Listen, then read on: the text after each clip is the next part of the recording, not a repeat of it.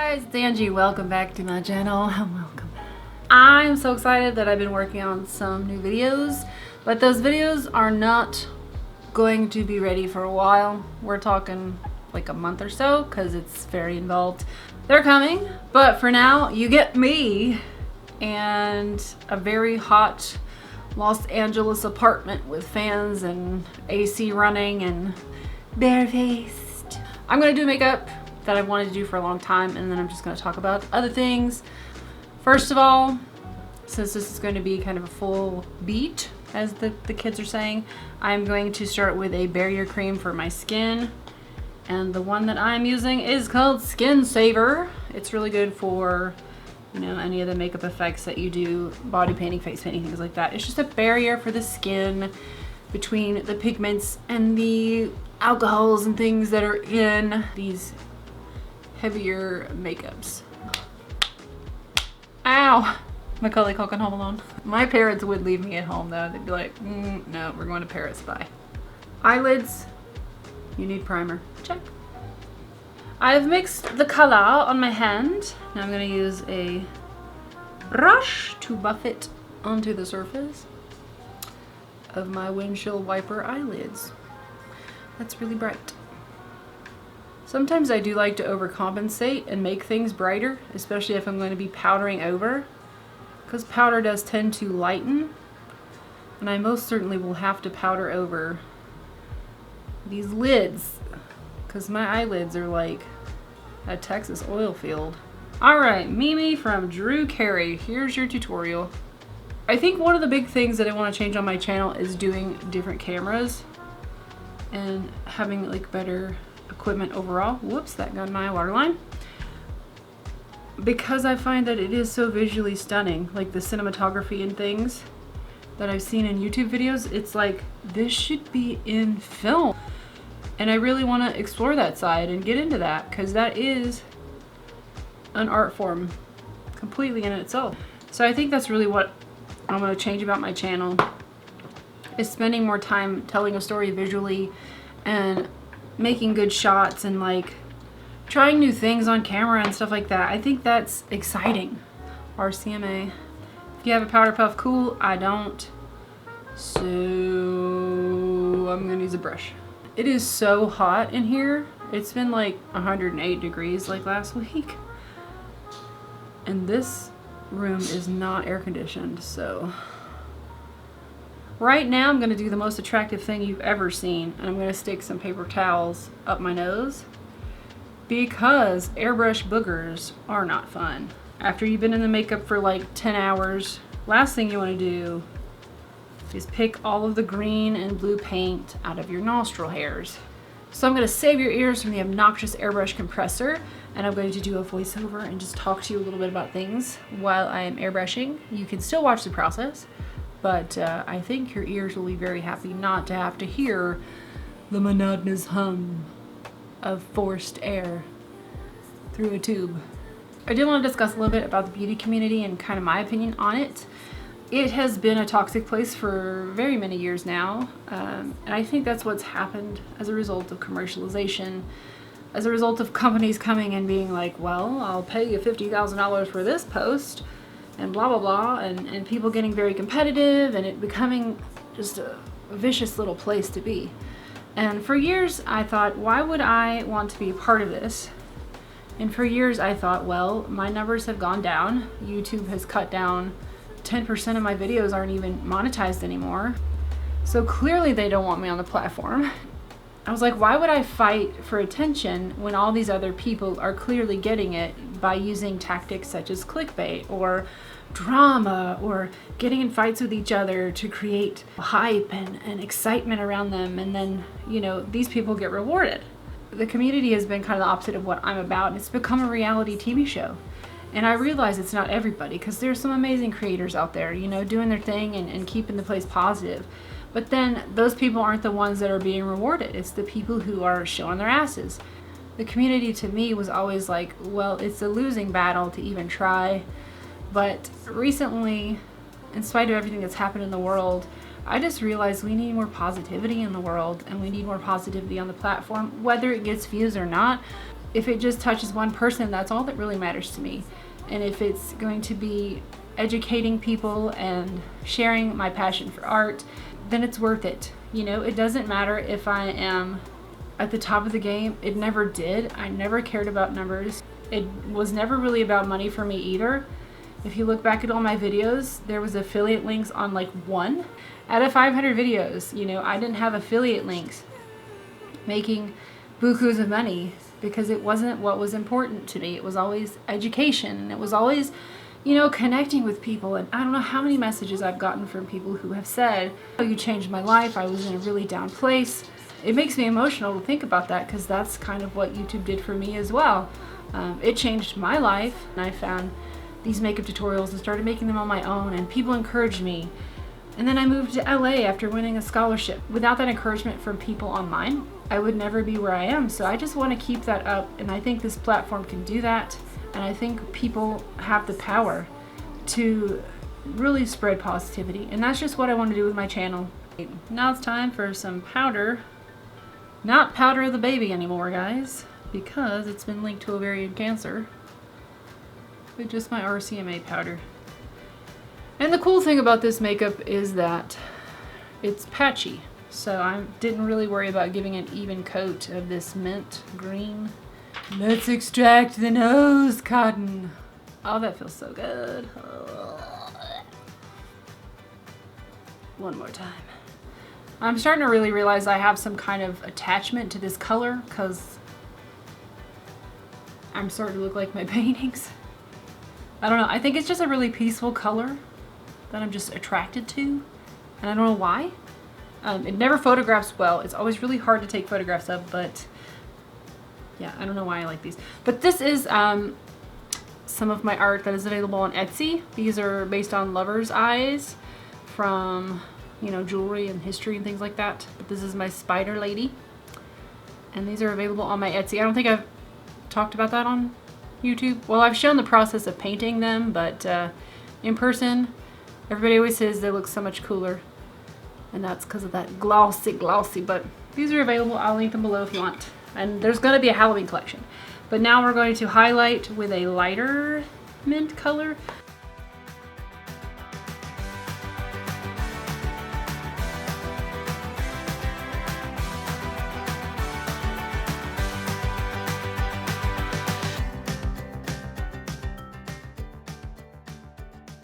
We're gonna contour now, and I'm using a darker gray color. This is charcoal from EBA.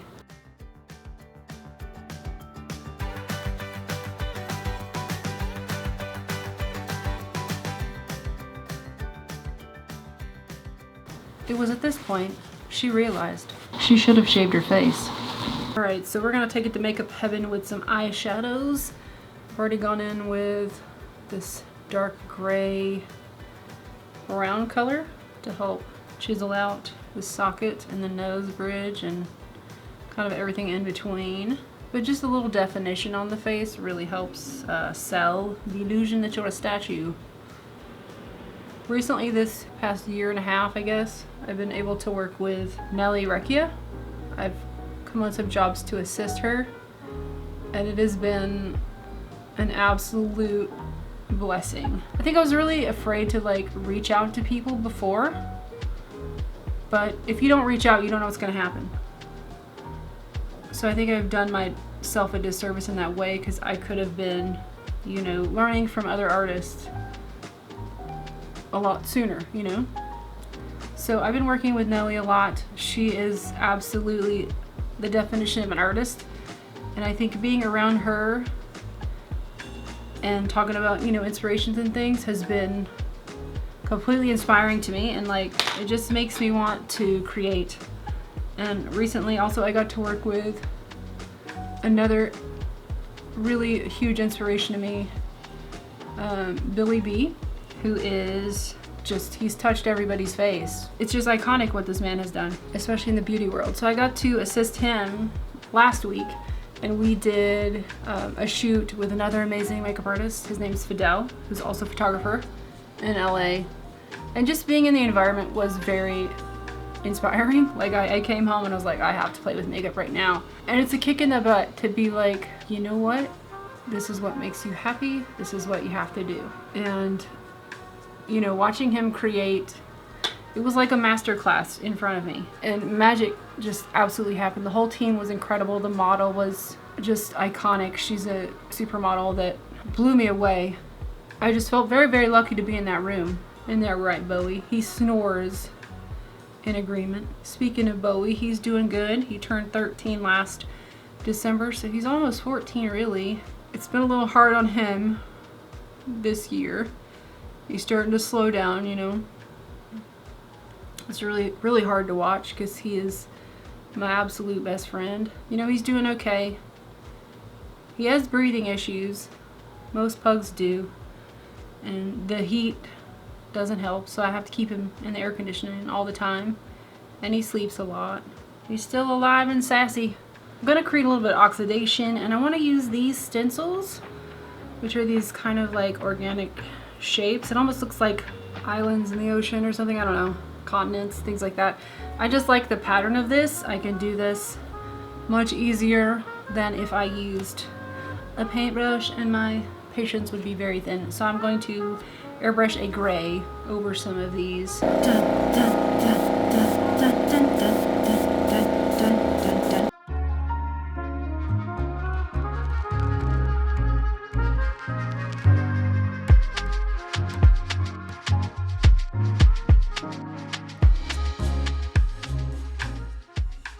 Alright, we're gonna try the dropper bottle method of drops. Like my statue has been crying. I just realized maybe I'm doing an old statue makeup because I feel like I've been around that makeup community for so long that I'm like watching and holding guard to all the shenanigans and crap that goes on.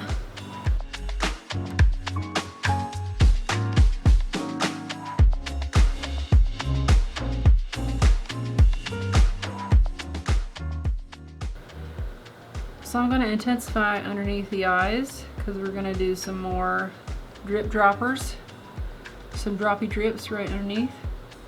So I'm going to put some more shadows here to give me, you know, a guideline. But for now, I just kind of want to intensify.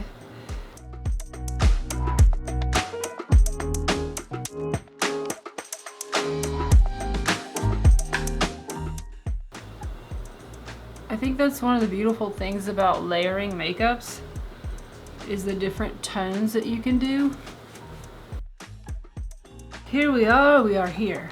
And I'm going to start doing a little spattering with the light color, the light mint.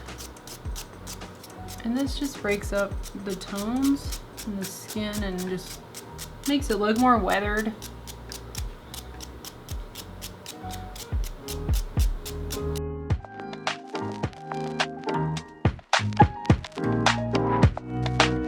So I have yellow fabric. I don't know what I'm gonna do with it. I'm gonna try to put it over my head like a statue.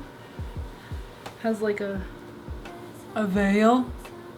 That's very American Horror Story. Okay. I'm gonna do kind of something like this and then have it wrap around, so I'll be a floating head today, which I'm very excited. I haven't been a floating head in a while. Alright, we are now going to airbrush and pray for the best because it's very hot right now.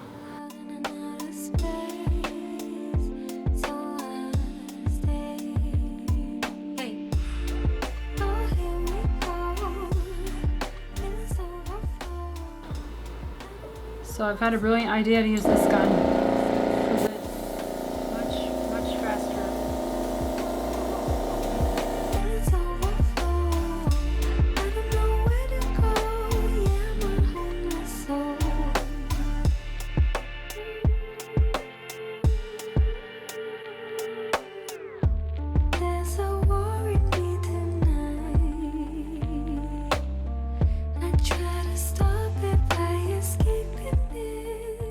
I have made bloody mess and I'm trying to frantically clean it up. Because if you don't clean up your guns, you might not have a gun anymore. Oh god, it got bubbled.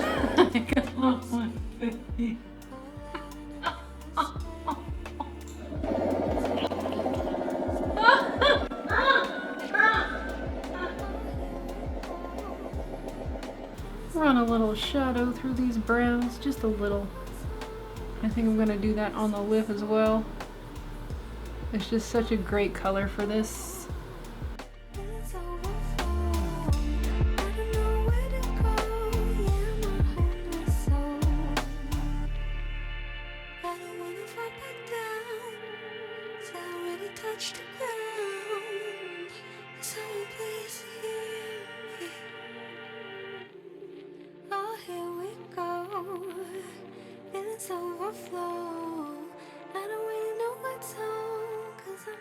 So I think I've reached my final form. I've stopped with the dripping. It's hard to stop because it is so fun.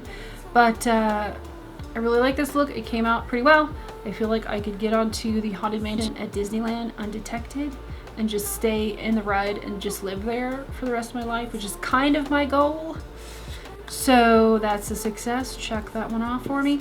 Otherwise, take care of yourself, guys. Please take care of yourself. And talk to your friends and family if you need it. And I wish you all the best. Ta-ta.